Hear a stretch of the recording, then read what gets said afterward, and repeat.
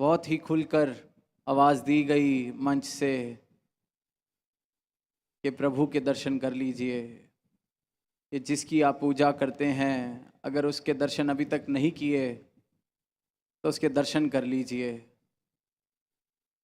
यही उद्देश्य है सदगुरु का कि सारी ही मानवता का परोपकार हो। वो अपने मूल को पहचान लें, वो इस सच को पहचान ले। जिस तरह से लिखा भी गया है कि राम राम पया करदा सी मैं, राम मिलाया मुर्शद ने। कि मैं तो सिर्फ राम राम कर रहा था, आवाज़ दे रहा था, माला जप रहा था। मुझे लग रहा था यही सब कुछ है, बस नाम ले लेना। नाम ले लेके कहाँ कहाँ नहीं गया, कहाँ कहाँ नहीं पुकारा, और लगता था शायद यही भक्ति है।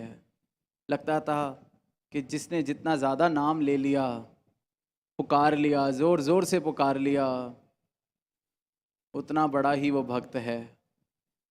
पर फिर जब मुर्शद जीवन में आए, सदगुरु जीवन में आए, तो उन्होंने जिसको मैं आवाज़ दे रहा था, होके मार रहा था, उससे मुझे मिला दिया, राम से मुझे मिला दिया। अब जिसने इस राम के दर्शन नहीं किए, या अभी तक ये आवाज़ उस तक नहीं पहुंची और आज सुन रहा है पहली बार, हो सकता है कि लगे कि ये तो कैसी अजीब सी बात की जा रही है। ऐसा भी क्या संभव है? क्या इस राम से मिला भी जा सकता है?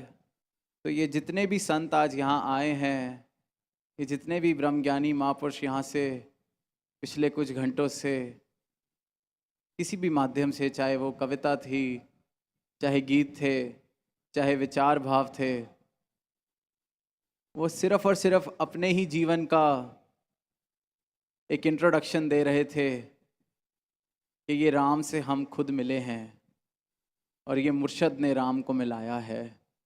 ये किसी की और की बात नहीं, ये कहीं पढ़ी लिखी बात नहीं, ये अपने जीवन की सब गवाही दे रहे थे कि हम भी राम राम कर रहे थे, ये परमात्मा को ढूंढ रहे थे, पर राम इस मुर्शद ने मिलाया है, सदगुरु ने मिलाया है।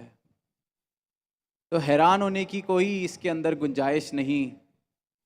अगर वाकई ही राम को पुकार दी जा रही है हृदय से, तो राम के दर्शन, राम से मिलाया भी जा सकता है। ये सदगुरु यही करने इस धरा पर आते हैं।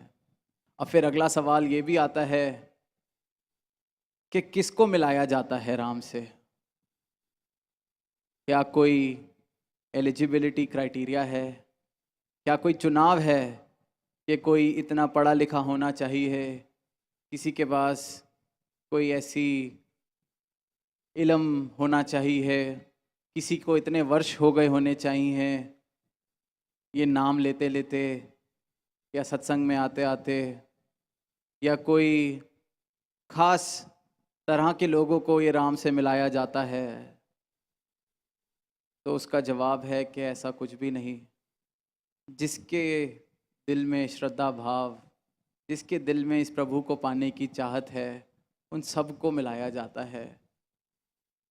वैसे तो लिखने वालों ने, कहने वालों ने लिखा है कि निर्धन के धन राम, निर्बल के बल राम।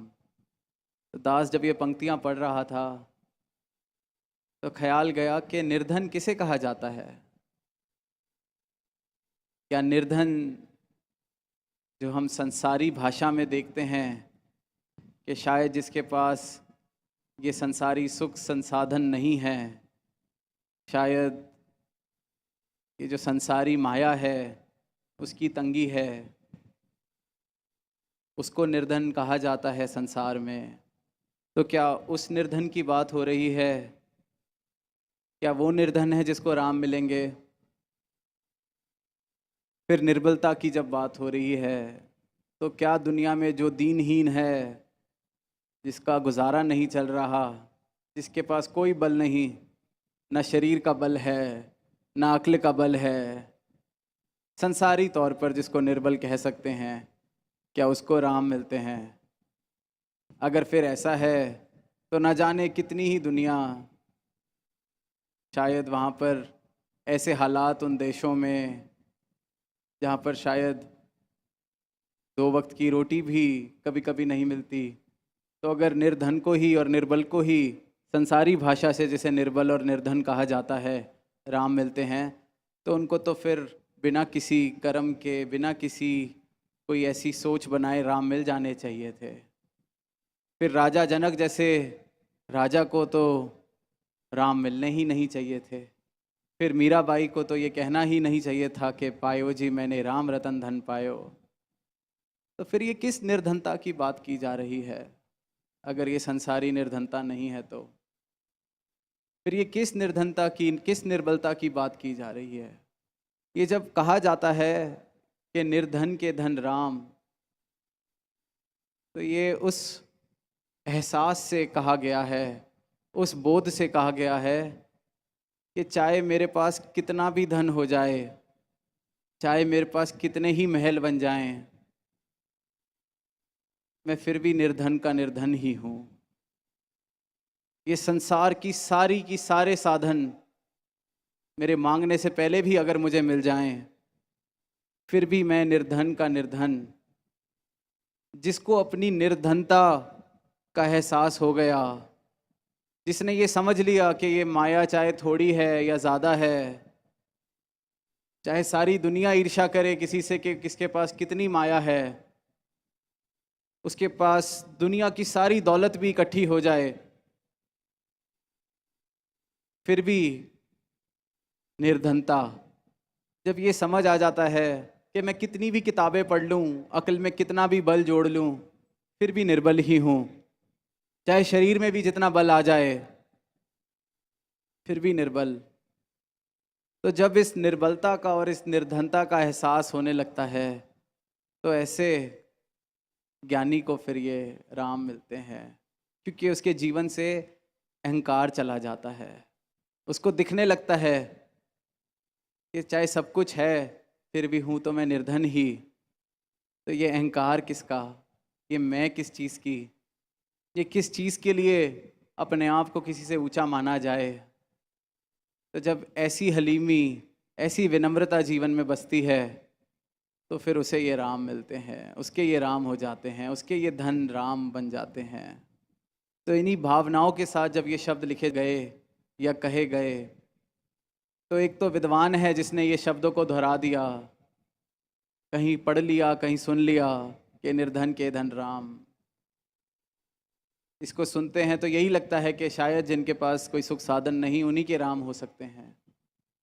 पर फिर वहीं जब ज्ञानी इन वचनों को बोलता है, तो उसका ये भाव कि हे प्रभु, मुझे जितना भी आपने दिया है सब आपका दिया गया, मेरा इसमें कुछ नहीं, मैं तो निर्धन का ही निर्धन हूँ। आप जीवन में बसेंगे तो इस जीवन का कोई मूल्य है, तो इस जीवन की कोई कीमत है। तो इस प्रकार से निर्धनता का और निर्बलता का एहसास जब होने लगता है, समझ आने लगती है कि ये क्या अहंकार, किस चीज़ का अहंकार, ऐसा क्या है 5 तत्व का शरीर मिला है मुझे भी, जो हर एक इंसान को मिला है। कोई अनोखी बात नहीं, परमात्मा ने एक जैसा बनाया है। हाँ, कुछ कारणवश हो सकता है कि मुझे अच्छे इल्म, अच्छी पढ़ाई करने के अवसर मिल गए, हो सकता है कि मुझे ऐसी अपॉर्चुनिटीज़ मिल गई कि मैं संसार की दौड़ में कहीं आगे किसी नंबर पे खड़ा हो गया, बिल्कुल हो सकता है, और वो उससे कोई परहेज़ भी नहीं। जब राजा जनक को भी ज्ञान हुआ तो उन्होंने गुरु अष्टावक्र से कहा कि अब फिर ये राज्य का क्या करना है। तो उन्होंने कहा पहले इसको कैसे चलाते थे? तो कहते पहले मैं अपना मान के चलाता था कि राज्य मेरा है, पर आपने जब ये ज्ञान दे दिया है तो अब समझ आ गई है मेरा तो कुछ है नहीं, तो अब फिर करना क्या है इस राज्य का? तो गुरु अष्टावक्र ने कहा कि अब तुमने इसको मेरा मान के चलाना है, कि गुरु ने तुम्हें दिया है। तो उसने चरणों में सर रखा कि आपने तो असली मतलब क्या है भक्ति का ये समझा दिया।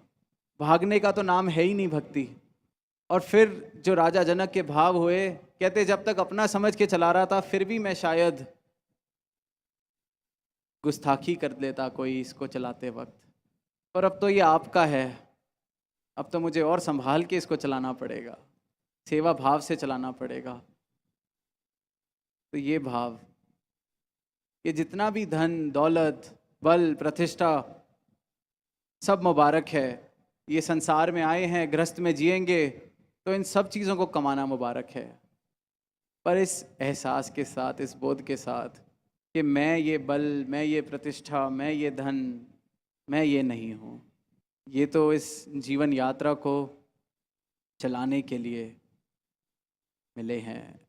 इनके साथ ऐसी आसक्ति ना मैं कर बैठूं कि इन्हीं में ही घुल मिल के मेरा जीवन कटता चला जाए। प्यार से कहना धन निरंकार जी, भक्ति रस को चखने वाला और न रस अपनाता है, कहे हर देव सिवा ईश्वर के कुछ न उसको भाता है। प्यार से कहना धन निरंकार जी, बख्श लेना संतो जी। सासंगत जी, अभी आप जी ने राजपिता जी के अनमोल वचनों को श्रवण किया। ऐसे ही हर रोज अनमोल वचनों को श्रवण करने के लिए चैनल को सब्सक्राइब करें, वीडियो को लाइक करें। धन निरंकार जी।